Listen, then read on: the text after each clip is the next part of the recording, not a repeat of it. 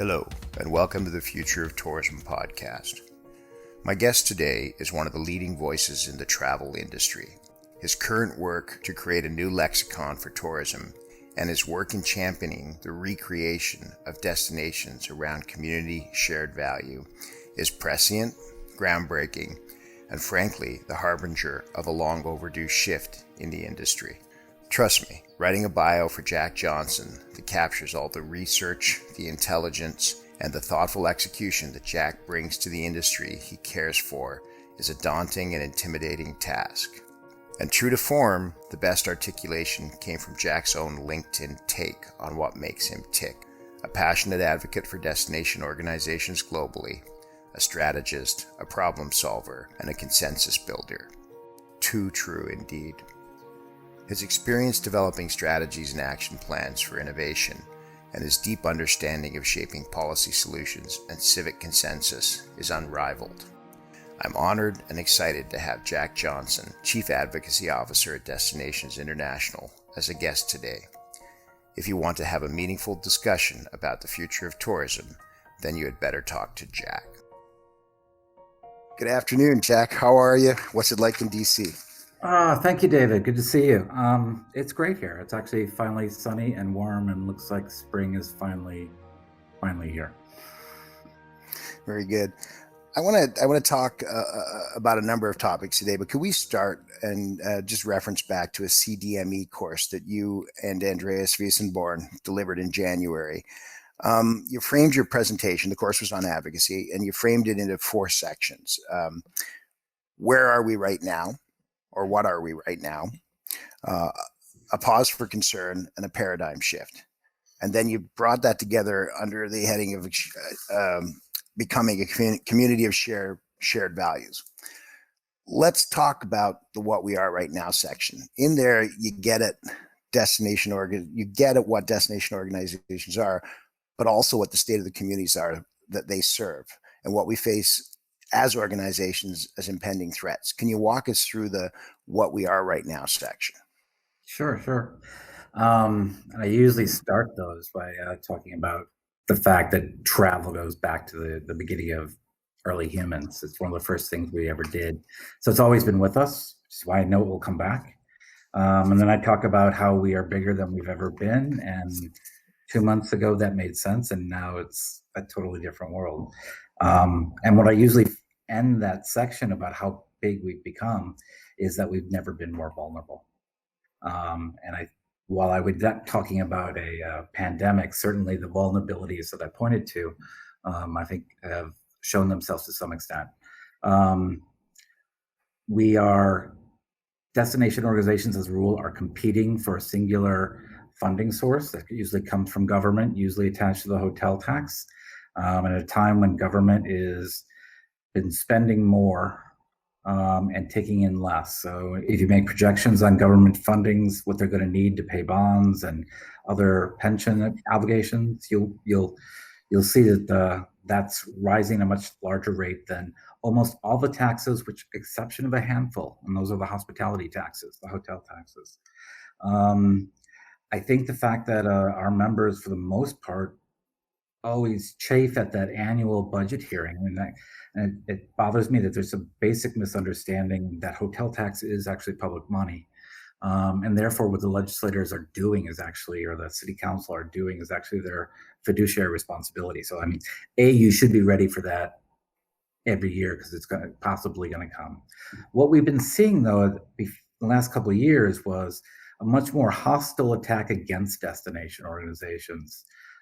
Sometimes funded by folks like the Koch brothers and the extreme libertarian on one side, sometimes just primarily focused by elected officials who don't want to raise taxes, need money for something else, so they go after the money that's held by the destination organization. But many of them have found out, and this really started with Visit Florida, is that the best way to get that money is to attack the destination organization and its operations. And that's acceptable because most people don't know what a destination organization does. They don't know why it's important. We always joke about not being able to tell people what we do, but you want to do? Yeah, David. So when you talk about that vulnerability, it's not imagined. It's real. You Mhm. identify a number of key things that we aren't doing well, and certainly the language of tourism that we use, we shift and adjust. But talk about some of the issues that you see in the current situation, COVID, pre-COVID, with communities where tourism has a role to play, but it's just not stepped into that role and function yet. It's twofold. I mean, in some cases, many have, some have taken some steps in that direction. I don't think anyone's fully there. Um, I would argue that destination organizations are no longer in the business of putting heads in beds. And whoever invented that saying should be shot. And I told people if I accomplish one thing in my career is to kill that saying, that's a measurement. And certainly, if you're going to be successful, the hotel tech be part of that.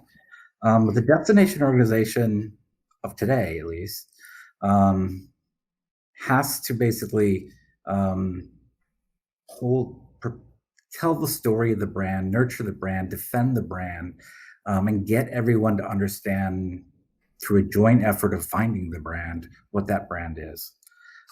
It's one of the things that um, is most important in a world in which everyone can communicate with everyone else, in a world where you can fly and travel within hours anywhere else. There's really nowhere that you can't get to today. Um, yeah, I mean, look how many people go to Antarctica these days. It's incredible. So you can get anywhere, and you can on the internet see anything and ask anything and start anything, um, and you can actually buy things from anyone and anywhere. So in a world like that, when so many people are throwing stuff around, it's not less information, more information they need. It's actually less. What they need to know is the brand of your destination. So is that a place I want to go to? Is that a place that is interesting? Is that a place I want to study at? Would I want to move there? Would I want to visit there? Is that some place I want to invest my money, my time, my talents? And that's the element that I think people need to fully understand. But but when you say that, Jack, and I know this well, you're not talking about a story and a brand that was created in a studio in a box. I know. Yeah. You get right into this thing you call a community of shared value.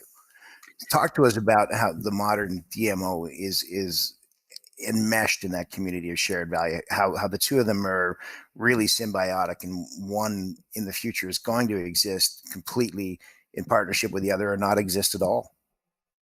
Oh, let me underscore this in the brand. I mean, this isn't taglines. This isn't a sales thing. It's not really it's not about a sales or marketing, tourism marketing campaign. The brand, the element of what defines your destination, should encompass all of it. And it should encompass every community. It drives me absolutely crazy when I hear people in communities talk about the tourism campaign. I was like, that's not my city, or that's not my region. That doesn't represent me. And in many cases, it's almost as if some destinations have taken it's a checklist, and you check off the things you want in your brand. They package it for you, and it's off the shelf. Um, Others have gone to great work. I mean, I'm extremely proud of what Don did in Chicago before we came here. It was exhaustive work that involved a lot of people all over the city, to the point where we finally got to the essence of what makes Chicago so different from everyone else, in a world that's full of big cities.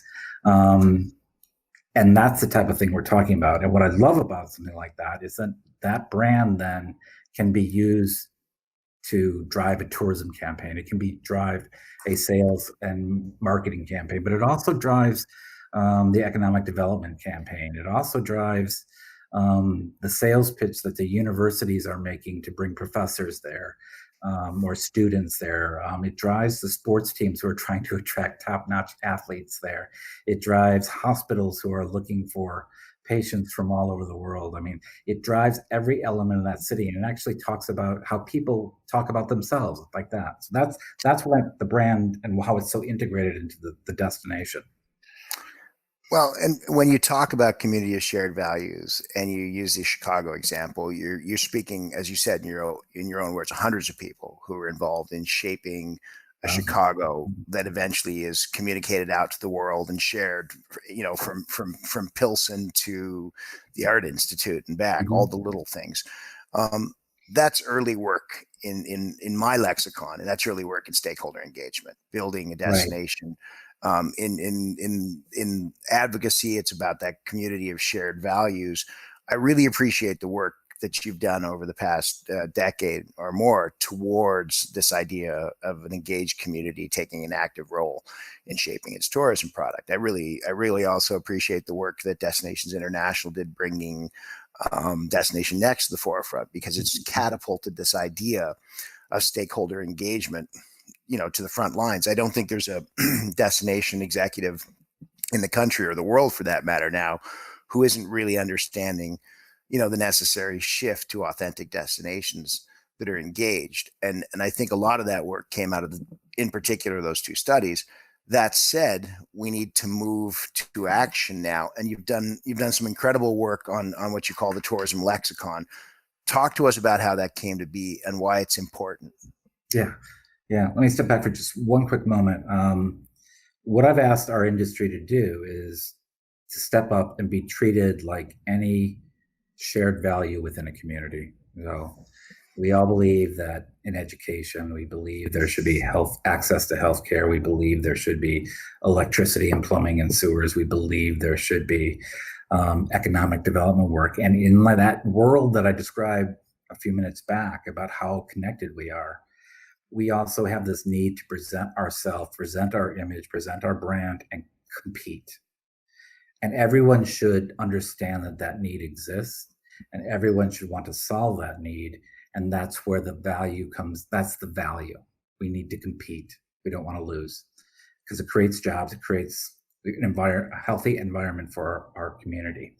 Um, Implementing that shared value, then the same way that you build schools and hospitals and universities and fire stations, police stations, you build a destination organization there, which is why it drives me absolutely crazy that people think that they can bid out destination organization services. It's got to be something that's created there and made from there, and it has to be about there. Um, and then the destination folks need to be able to understand that, and understand that their ultimate purpose is to serve the people of the destination. So that's why you drive jobs. It's why you drive economic activity. You want to serve the people in your destination. And the key thing here, and this is somewhere we lost it, and I think it probably goes back to when our destination organizations, or CVBs, whatever, started being totally aligned with the hotel tax. But we started talking in weird terms like RevPAR and occupancy and hoot. And we almost invented our own language. And we talk about sales and marketing as if, and then get shocked that people think, well, you're selling me something. Well, no, we're not. But yeah, you are. That's what you do. Um, they lost the connection. I love the fact that one of the earliest CVBs came out of Milwaukee, and the name of it was the Association for the Advancement of Milwaukee. And that's what a CVB, that's what a destination organization should be. So if you're in that role, you need to be able to communicate with the people in ways that they understand, in words that they understand. If what you're doing is based on values and concepts, which I say it has to be these days, particularly because everyone's operating from an emotional point of view, or in the political world today, and that's based on saying, this is my value, this is what I'm going to do, and then I'll find facts to back it up. So if you're operating from values and you're talking to your citizens, you have to be able to talk in ways that they understand. So for instance, sales and marketing is all about selling, okay? But a promotional program for the community is about helping the community. It basically, you start talking less about, what you do externally. You have to do that. It's why you exist. The same way that why university doesn't really talk about teaching so much as they talk about the leaders of the future they're creating, or the research that they're engaging in. What you need to talk about with your community is this phrases and terminology that they use and they understand. And luckily, while we came across it and how we developed it was very simple.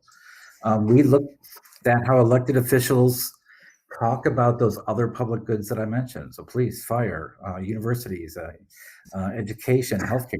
How did they talk about it when they're talking positively about it?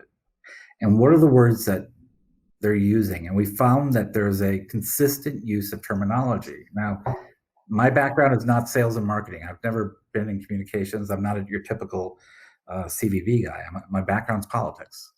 And it dawned on me, it's like no one tests words and phrases more than elected officials. So if we need to communicate with elected officials, for one, we also need to communicate with residents, which is they need to communicate with them. They've basically done all the work for us. Originally, I was going to do a series of focus groups, and I'm like, we don't need to do that. It's already been done for us. So we started putting it all together. So Stephen Dubner and Stephen Levitt, the Freakonomics guys, would just be thrilled. The whole concept of the latent found data source. So go on. What did you do? This is really great. In terms of putting the words together, we identified the words. We sorted through it and tried to clear out the more technical words or the more whatever words. And we isolated 20 words. First year, I think we did 10, and we expanded that list to 20. And we redo the list every year. We kind of go back and do all the research. We basically, to get to them, you scan and you scrape all the social media postings and all the press releases and newsletters and any kind of public utterance of every elected official. We started in the United States, starting from the federal level, the president, all the way down to the lowest elected official, the park district commissioner. And literally, it's like 8 billion pieces of information. And we found the 20 most common words, and it isn't really rocket science. But it's not the words it's not the words you expect, is it? But it was all, what I love about it is it all is about people, and it's about community, and it's about helping them. And those are what I think the focus of destination organizations really need to be. I mean, that's why they exist. It's also where they get their strength, where they get their product, where they get their ideas. It's what they're selling is those people. So let's hit some words on that list. Some of your favorite ones. I see community. I see provide. I think that's a really interesting choice. Opportunity, investment. What are your favorites? My 3 favorite words on the list are community, people, and opportunity. They probably come up more than anyone else. When you talk about community, you're talking about something that everyone's a part of. You know, when you talk about, if I talked about the city of Chicago, I'm talking about a corporate entity, an identifiable map item. But if I talk about the community of Chicago, or more importantly, where I live, the community of Lakeview, people get that, and it automatically becomes emotional because they're talking about home, which is a really great word too, home. Sure. The other thing is it's the helping aspect. Why do any of the public goods exist? There's a public need. People need to be helped with that. We don't privatize fire service. We did once when the country was young, and that was a disaster. So, I mean, that's the type of thing, you know, you provide a service. And programs, I love that word. And this is probably the political jock in me or whatever. But programs is a solution to a problem. There's a problem, you create a program. Job development programs, Social Security program. And that's the way government talks, but it's the way people talk. And that's why I keep telling destination organizations, you can talk all you want about the things you do, but make sure you say that's a program so people understand that it benefits them. It's put together to benefit them. Investments is just a good word. It's better than spending. What I surprised, the 2 words is probably both work and job are on there. Job, when I was younger, was something, a blue collar father worked his butt off so that his kid could go to college and get a job, which meant white collar and not breaking his back and sucking in coal dust or anything like that, and making a living. There's been kind of a twist why everyone still wants to create jobs. The really powerful emotion word is work, because people are getting back to valuing what people do, Yeah, with or without college degrees. So I try to get people to frame what you're doing, not necessarily creating jobs, but you're putting people to work. that makes sense. And you got to make it emotional. So when a destination organization embraces this lexicon and starts to use it in the communications, the obvious Hawthorne effect you're looking for is they start to embody these values, and that makes them more successful. That is your treatise, isn't it? Yeah, I mean, and we have been reticent to create, like, here's the lexicon dictionary and here's the how-to group, and then we actually are going to release something this in the next couple months about like that. But for us, it's the values that are behind them, and that's what we're asking destination organizations to start with. Lexicon is a tactic. If you don't have the values behind that, then yeah, okay, maybe it'll help you fight better, but you're not going to win the battle, because you really have to change your focus. You really have to have a feeling and understanding and a relationship with the residents in your community. And that starts with values. You have to value that. You can't fake it. So let's talk about that, because I love the tourism lexicon work. I was astounded when I first saw it. You could have heard a pin drop at times in that audience. Um, let's talk about the next sort of iteration of that. If that's the lexicon that we need to use to communicate, to frame our values, what would a lexicon of action be? And again, I'm not asking you to go back and do 18,000 pieces of data, but sometimes words can help. 18 million pieces of data. Sometimes words can help us frame our actions next. And I mean, I was sitting back and discussing with Alton Wells, the producer on the show, about the tourism lexicon, and we said, well, what would the action lexicon look like, and then what would the outcome lexicon look like? And it was really a useful exercise, because in the middle of that is the things that we need to do to achieve it, and at the end of it, it's kind of interesting because it reads back and says, strong communities, project-oriented workforce, local pride. So it's easy to take Mhm. the lexicon and apply it to outcomes. But let's talk about a working model or an executional lexicon. What should we be doing? What comes to mind? The first swipe at lexicon is actually, I mean, it's quite simple. We just, like, they talk about these topics and these words they use. Digesting it into, like, identify those areas where they talk about program, and then isolate those cluster of words would probably be extremely interesting, because programs are kind of from a government point of view, program is the action word. You have a problem, you have a community, people who need help, you have the problem. The program is the solution, and then explaining what that program is and how it works and why it will work, is would be interesting to isolate. I hadn't really thought about it until now, so thanks for the idea. Well, I'm fascinated because I mean, you have value-based words you want in there, but sometimes that's led us down the wrong path. But the value-based words are cooperative engagements, multi-partner. I would throw those into the action lexicon, because they're ways to create the bonds that I think are missing in so many destinations. I think there's some great destinations have really low engagement, and my big concern for them is it's not sustainable. But I look at engaged destinations and say, whatever they become in the next 15 years, they're all going to be part of that. They're all going to, as you said, have evolved from a community of shared values. Yeah, I mean, I do always go back to the values, and we ended up putting together a list of values that I think the industry should embody, and those were actually all pulled from the vulnerabilities we identified. Anything from the lack of fiduciary responsibility to, let's talk in emotional ways. Let's engage the political process, and let's engage with our residents on a regular, routine basis. We settled in on like 8 of them, but a lot of them are kind of like the action words, perhaps as it is. But we tried to frame them, define them, using the lexicon, as well as deep diving into even some more words that don't necessarily show up on the list, but we think are good words, like neighborhood.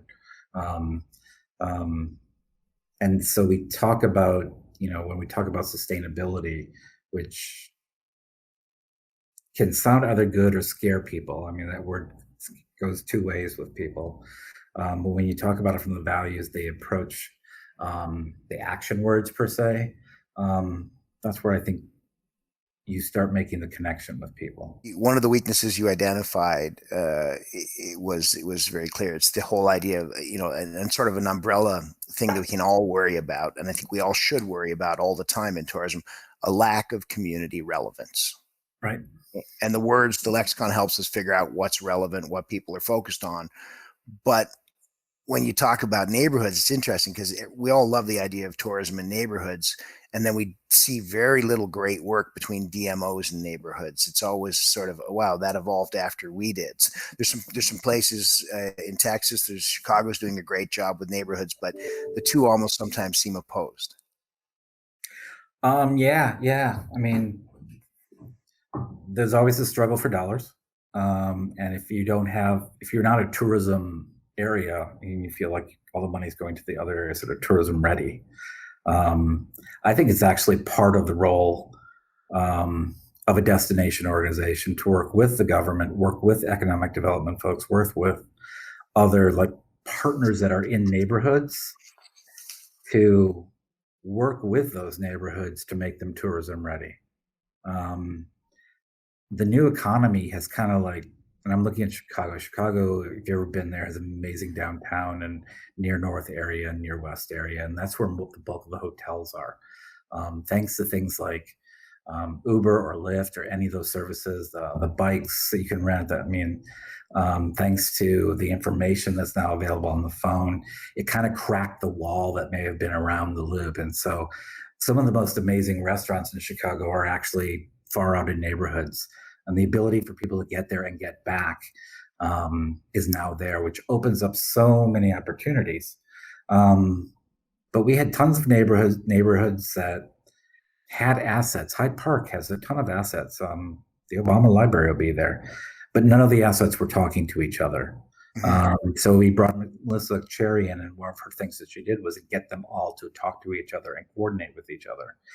She worked with the city, and this is, I think, is something that should be copied everywhere. Is they put an RFP out and neighborhoods bid to basically put together a tourism readiness plan, where they would take an honest look at what they didn't have or what they needed, and then you develop over time what you're going to do. And it's a neighborhood strategic plan, but it's done from the point of view is that you're going to create something that visitors are going to come to, want to see, want to be part of. That's part of the community stewardship that I think belongs with every destination organization. And those that do that and engage in that cooperative activity, then that goes to your brand. Yeah. I think one of my favorite sayings in tourism is the best destinations are the product of engaged communities that take an active role in shaping their collective future. Exactly. And we go to those places and we integrate with them and we love the fabric of what they do. And I think in this crisis, we're going to become more discerning for more authentic experiences, and we're going to look for all of those pieces that make a neighborhood, the small communications about how safe it is and what's it like there and what can you do and is there medical services. We're going to meta research places without even realizing it. I wouldn't be surprised if we're off to Costa Rica and we check what the January health profile looks like next time we decide we're jumping on an airplane. But in the middle of that, the onus is on the operator to become better and better at communicating. And I see a real role for DMOs to help the operators become great communicators through all the digital channels they have. Yeah, but the first thing they need to do, and this is why I think before this crisis happened, I figured it would take 4 to 10 years for everyone to kind of pivot in this direction. I now think we could all do it in 2 years, because the number one question that every destination organization has to have an answer to is, do my citizens, do my residents feel it's safe to have visitors come here? Because I don't care if you get visitors there, if they're not welcome, they're not going to come back, in a bad story. And that takes you back to what the core of what you should be doing, which is that stewardship element, in which it starts with, are those citizens feel it's safe to have people come? And then the visitors that you want to attract, or the businessmen, or the whatever you want to attract, students or university professors, whatever talent, do they feel safe to come there? Now there's this great opportunity to go places that are now getting positive views because they're helping their own people. So that's a great point to talk about the work that you did in April when you repurposed the new Tourism Lexicon specifically for the pandemic lexicon. Yeah. And we're running out of time here, but if we could hit on that, I think it's a really important list. It popped up on LinkedIn a few weeks ago, and it was shared as probably one of the most important lists that people had to read. Do you want to read out the 10 US words of lexicon, or you want me to do it? You do it, because I don't have it right in front of me. All right, I got it in front of me. 10 top words in the pandemic lexicon: people, know, case, time, business, get, need, help, health, and home. Yeah, there's a Canadian version too that we did. There's about 6 words on each one. Yeah, so it's actually just all the same words with the word "a" afterwards. People, a. No, no, it's not. The interesting. What I love about the Canadian version is government showed up on there. Government showed up. Yes, I was about to say that government, businesses in all of them. But it's higher on the U.S. one. Which I just reflects the focus, the approach. I think that just the way the government's been dealing with it in Canada versus the way the government's been dealing with it in the United States, and what their focus has been on. What I love most of all is the 3 words that are from the original list of 20 that show up on both of those lists is people, need, help. And that's what I ask everyone to frame what they're doing right now. Everything you should be doing should be able to be described as something that you're doing to help the people in your community, because they need it. And when you talk to the people, don't talk about, well, we're waiting to figure out,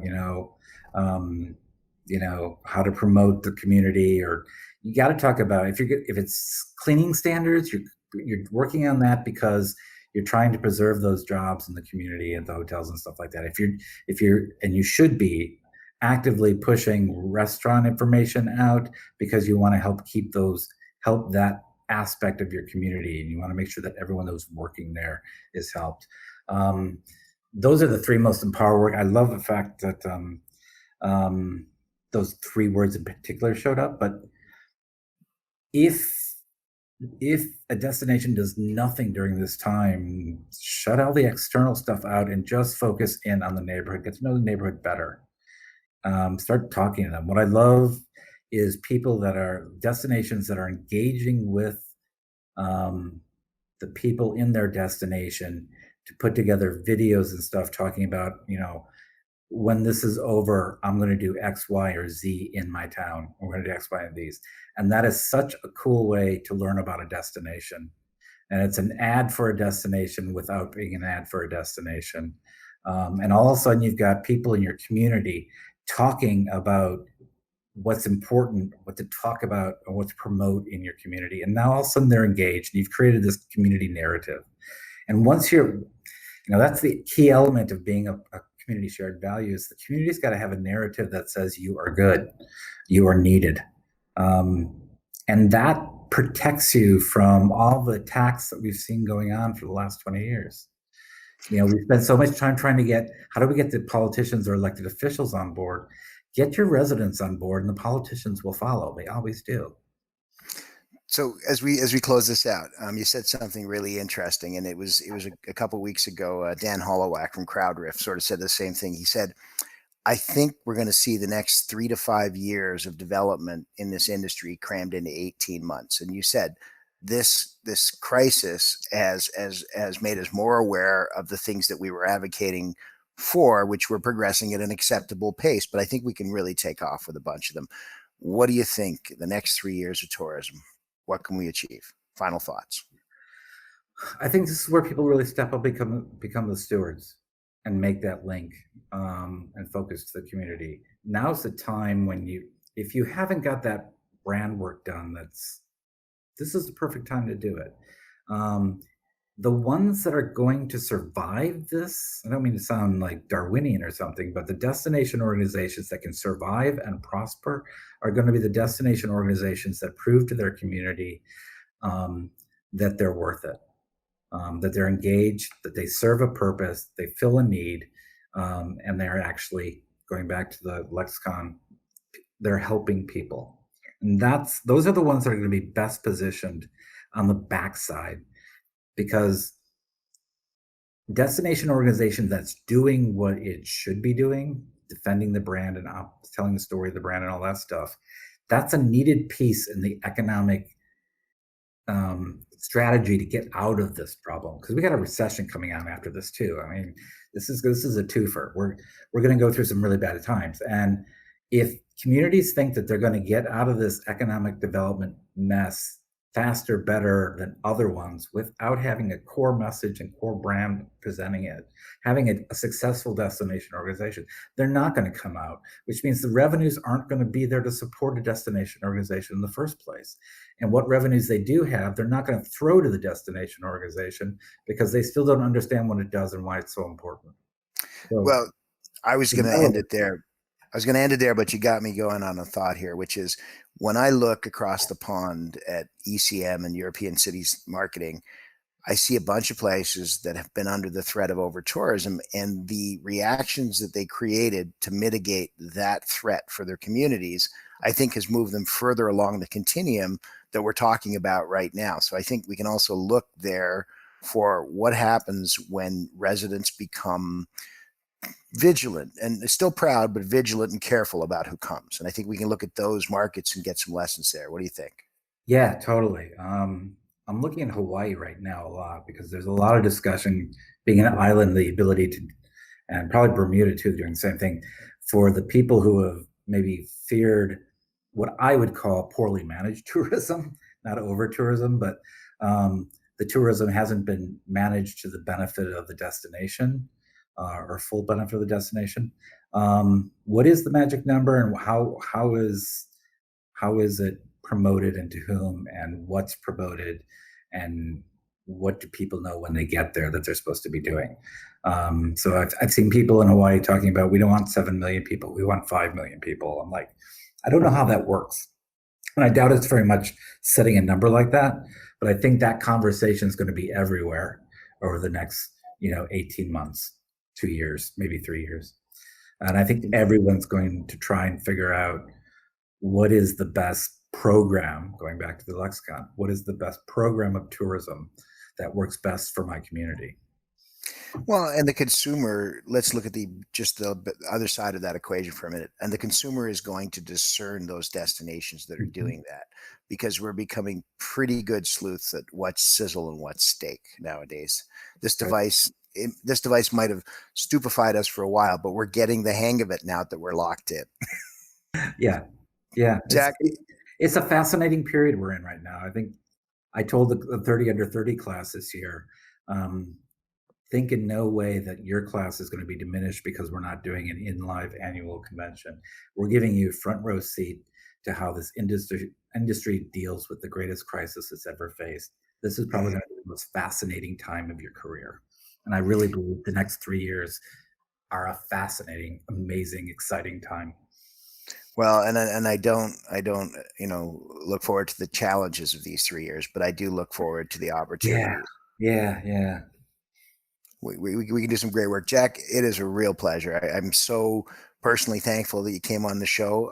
I enjoy our discussions immensely, and I'm so happy that we can share them with other people. There's a movement afoot to change how we do tourism in the world. And I think you're a vanguard of that. And I thank you so much for playing that role. Ah, thanks for inviting me in. I really do appreciate it. Always enjoy talking with you.